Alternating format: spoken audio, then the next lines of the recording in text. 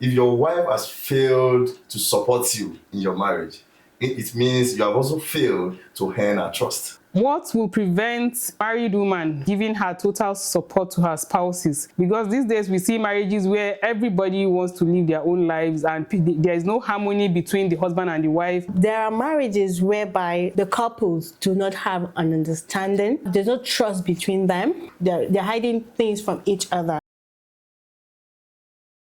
My name is Adebayo, Abdullateef, founder of Happy Home Marriage Consult. Yes, it's good to be here. Thank you, ma.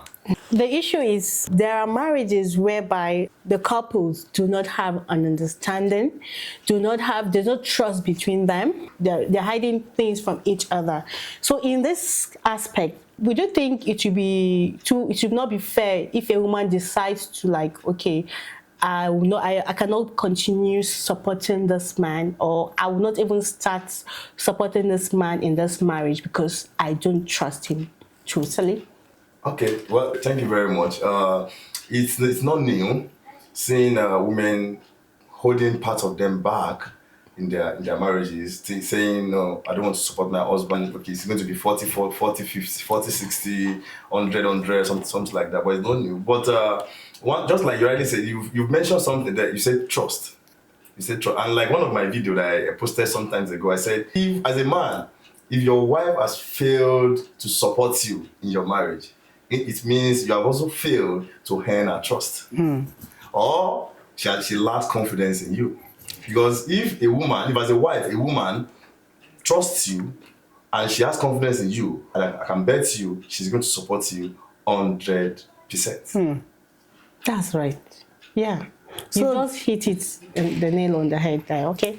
Well, it brings to the question that, you know, this issue of cause and there's a reason why women are now saying that they don't need to give their all, because in the past what we had our mothers do was to sacrifice everything and everything they had, you know, both selflessly, not just physically, financially. But I also want to ask now, in what form does support come in marriage? Because most of the times when we're talking about support, a lot of people are looking at the financial aspect, as in let him not know how much money I have. Even for men too, I hear men saying that, oh, my father advised me that I should not let my wife know my assets, to know where I have things, where I have land, or you know, all the things I have. So everybody is holding.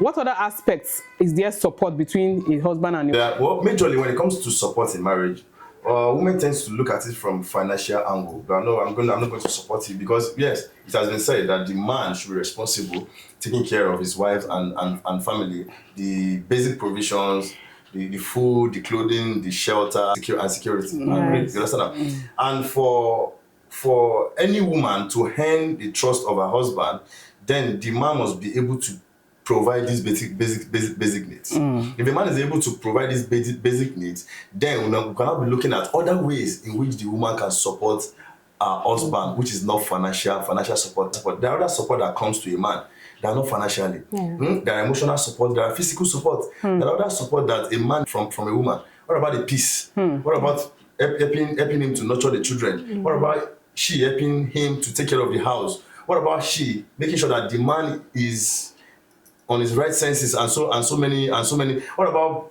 she maintaining peace around the family, does not cause trouble within the neighborhood and other things? So it's not about financial support alone, but we need a woman who is peaceful. We need a woman who is encouraged. Khadija, the wife of Rasulullah sallallahu alaihi wasallam.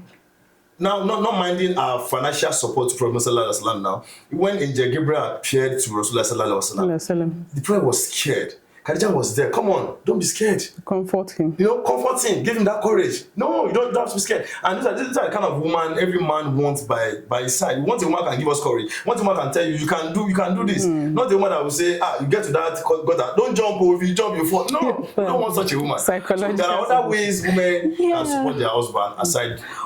Okay, from what you mentioned now, that means they must have established this cordial relation, this connection between them. She has seen this man not just her husband, but her friend, in fact, let me even say her support system, her better half that she can be free to talk to. But then how can you give a support to a man who loves over you all the time, whom when you see him fidget like trouble has come. You're not free to talk to. How do you then render support to such Thank you very much. I think one of the factors that hinder most women from supporting their husband is emotional disconnection. Yes. When a woman is emotionally disconnected from her husband, I can tell you she will pull back from you, and you won't hear it from her. And when a woman pulls back from you, definitely it means you're actually cutting down the communication. And like I tell people, communication is like the engine of the marriage. When the communication is cut off, I can tell you that car is going nowhere, that marriage is going nowhere. So even when couples are not emotionally connected, they cannot get the best out of each other. So they need to be that emotional connection is very, very paramount, very, very needed. Another thing I hear women saying is the issue of betrayal. You know, I used to support him in the past, then he used my money to marry another wife, or we're battling infertility issues. I didn't know he already had his own. So there is a word that women say that a woman should look out for herself and protect her interests, because men are naturally selfish. They look out for themselves, they will take care of themselves. If there's a problem, they will first look for their best interest before a woman. So it makes a woman to hold back, to give like 60. She doesn't want to give 100% so that she will not be betrayed. So how can couples foster this trust with each other to the extent that they would feel more inclined, they will feel more encouraged, more motivated to give their all? How can husbands foster trust in their wife? How can wife foster trust in their husband, so that everybody is free?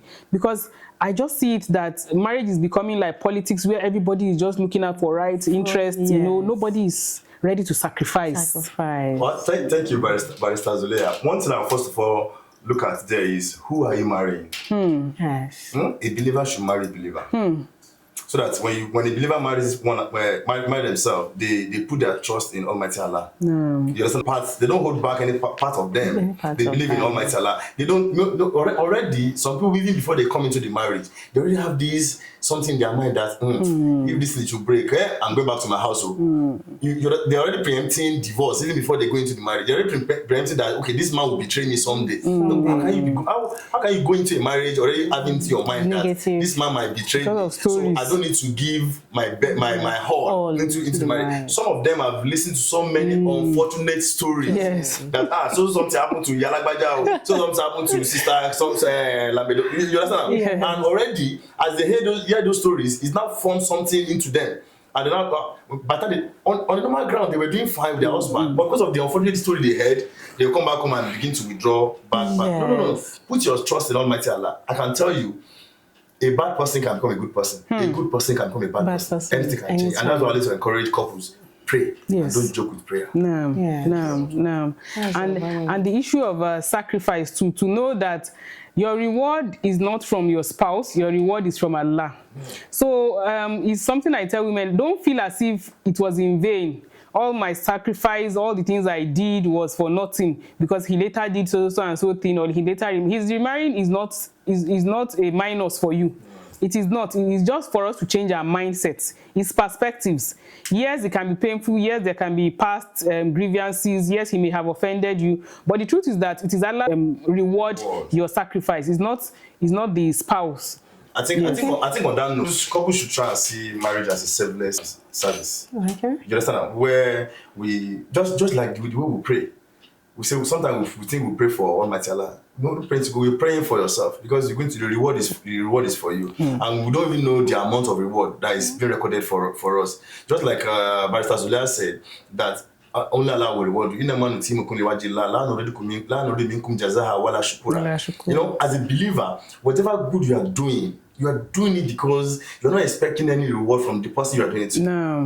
As my wife, whatever I'm doing to you as a wife, I'm not doing it to you because you in person. I'm doing it because it's an obligation upon me that I should do it, and Allah is going to reward me for it. Unfortunately, it's not all men that think that way. That's why I said, who do you marry? Who are you yourself? Who are you marrying? So if a believer should marry a believer who both of them believe in God and they understand God, then they won't have problem in their marriages. You understand? Yeah. Talking about trust, talking about betrayal, just hold on to Almighty Allah.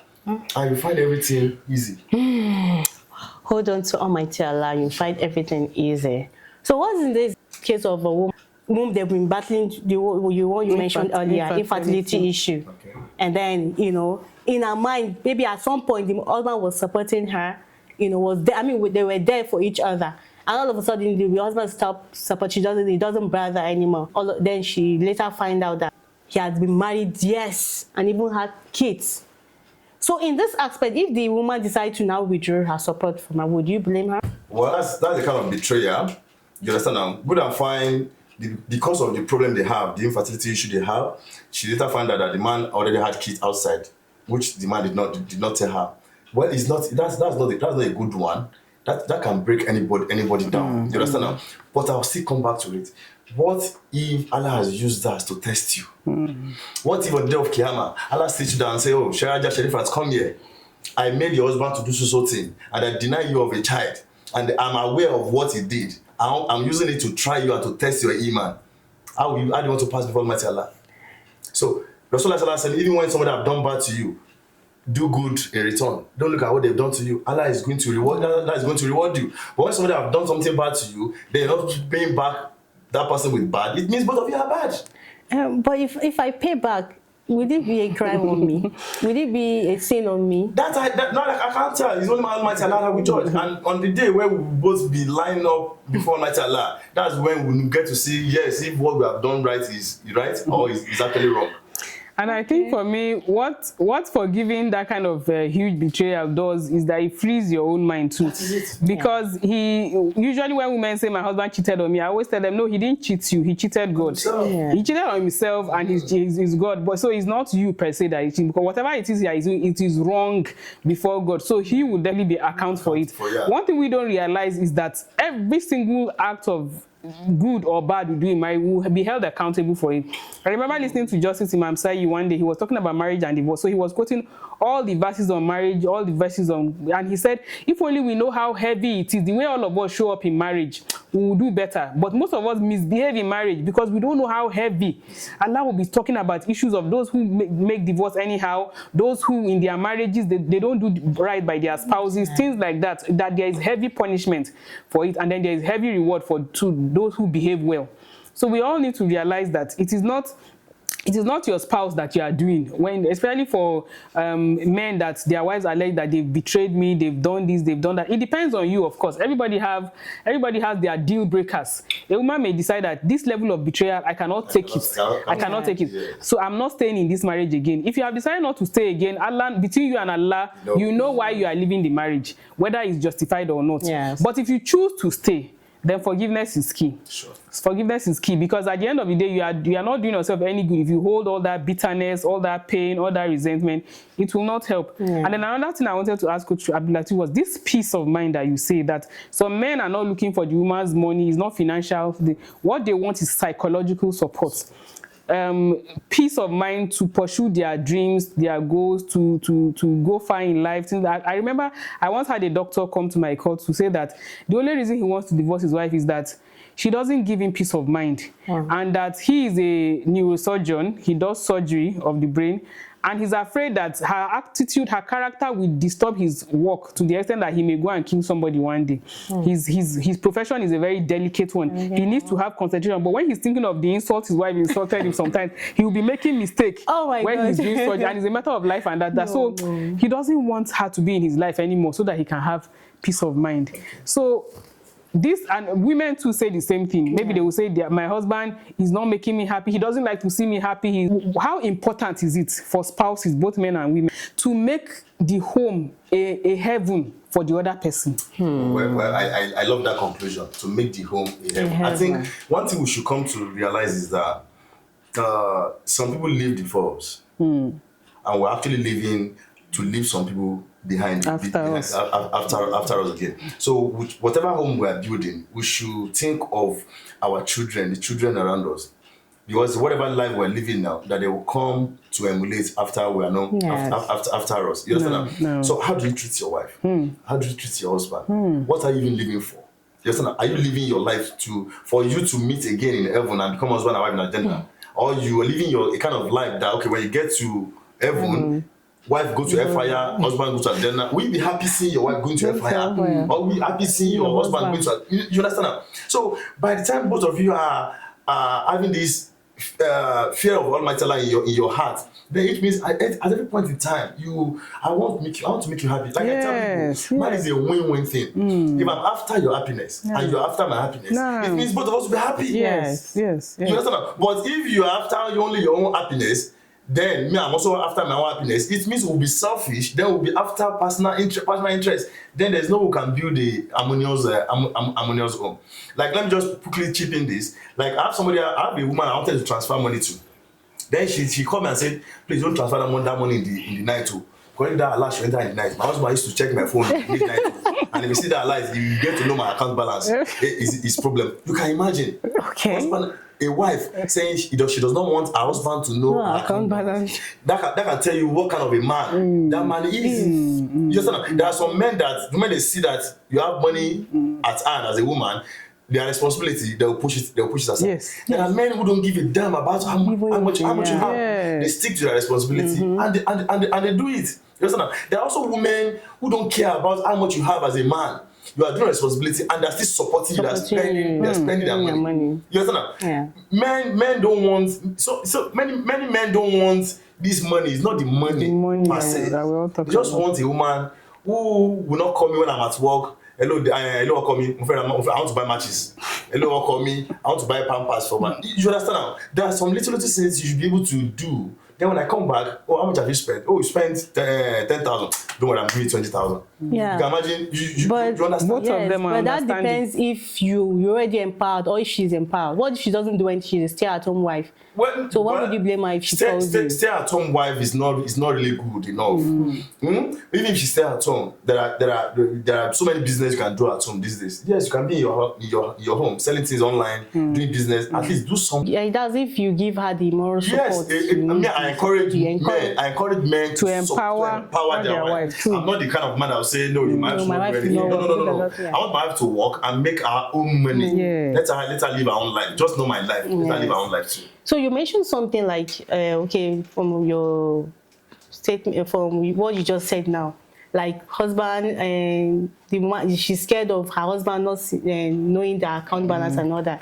Now there are some couples that they don't even, just like you said, your wife knows your account. Yes. And you know, but there are some couples that they hide those things from each other, and you will not know the repercussions until something happens. Because I heard stories of my husband died, or when my husband died, I didn't know anything about his account, and now the bank decided to withhold his money because I didn't have any details of. I mean, what would you do in that kind of case? Okay, well, in that case, I want to encourage couples not to hold back anything for themselves. Yoruba will say, the person is going to beat you when you die. Why hiding any part of the body from the person? I could remember when my father-in-law died. Sorry, when he was at the hospital, then we were running it at scatter. There was no money. Thank God he has money in his account. Sorry, his ATM. Thank God my mother-in-law knows his PIN. Yeah, and there are some women that don't know. So it was his ATM we're using to settle bills. Because what's the use of the money? What's the use of the money? And even his phone was with us, passworded. His wife knows the password. My wife knows my password. I know her password, but I will not check her phone. She will not check my phone. Trust. You understand? Yeah. Trust. Anytime I want to check my phone, I will always ask her, Ayomi, what is that your password? I'm tired of telling you. I don't have any reason to say I want to keep it on my head. What do I want to use her phone for? You understand? Sometimes I'll take it, please tell me transfer money to so person. She knows my password to my bank account. I trust her. You understand now? I understand what works for Mr. A may actually not work for Mr. B. Yeah. So I'm not saying please you should use your own wife to judge my own wife to judge your own.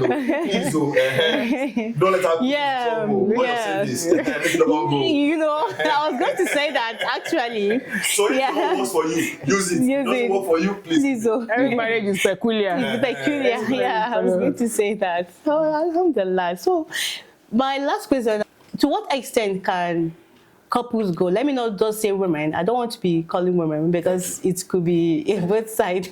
So to what extent to what extent can couples go to support each other without worry? To whatever length. You see, that support should not have limits.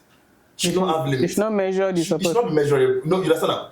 If my husband, that's why I said in marriage, what you put in is not 50-50. No, that 50-50 is a devilish idea. Marriage should be 100%. At every point in time, it should be 100. That bottle should be filled up. You understand? Because if you say 50%, and you're giving me 50%, and me, I have 0%. It means I only have 50%. So at that moment, if you have 100%, let that bottle be filled up with that 100%. So that actually you need to. Yes, and actually they don't need to. You understand? So at every point in time, give your 100%. I'll give my 100%. Then we'll have 200%. And I'd like to end with, there's a particular verse. What you just said just remind me of a verse where Allah said, they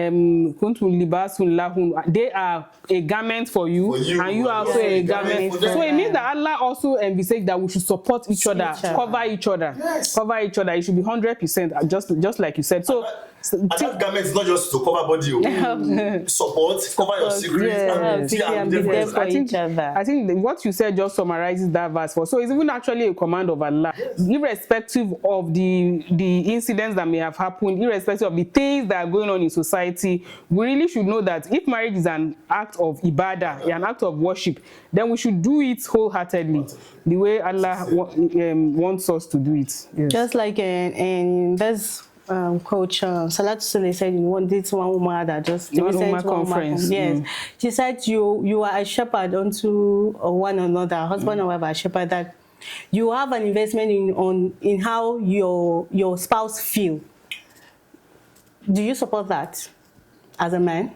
You have an investment. Yes, in how your spouse feels. To be asking your spouse that, how do I make you feel? Do I make you happy? Do I make you... At the time, I audit my wife. I audit her emotion.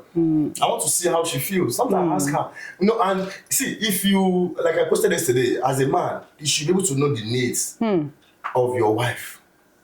The same thing goes to a woman. You should be able to know the needs of your husband. If I'm not happy, you should be able to know that I'm not happy without telling me. Apart from communicating with words, there should be body languages that will tell that things are not going well. Sometimes I see my wife, I say, Ayomi, what's wrong?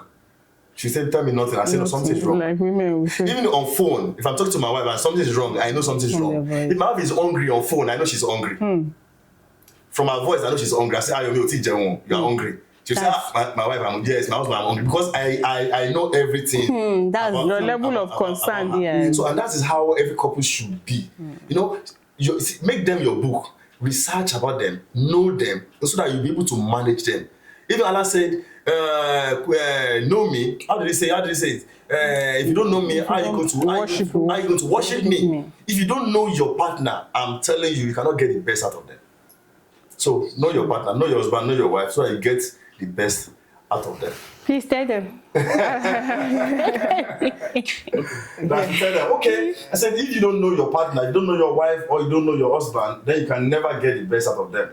Make them a book. Read them, research them, study them very well, and you will enjoy them. You heard that? Alhamdulillah, what a very insightful discussion. That's why it's always better to hear from both sides, because usually if it's just us women talking, our perspective will be totally different from what we have done now. And truly, marriage takes two to tango. One person cannot do it all. One person cannot be the one sacrificing and giving all. It has to be both sides. So we hope that you have really benefited from this discussion, and we thank Coach Adebayo Abdullateef for always giving a very objective perspective to issues. Yes, and I hope that if you call you next time, you always come around. This should not be the first and last of coming to us. With my account smiling. Inshallah. Even if you take us to come to Senegal to come and meet you, we'll come and meet you and do the shit there. So I hope you got value from this discussion, and if you do, please, as you enjoy watching the video, don't forget to subscribe to our channel and hit the like button and drop an opinion or comments at the comment section of this video. Bye for now.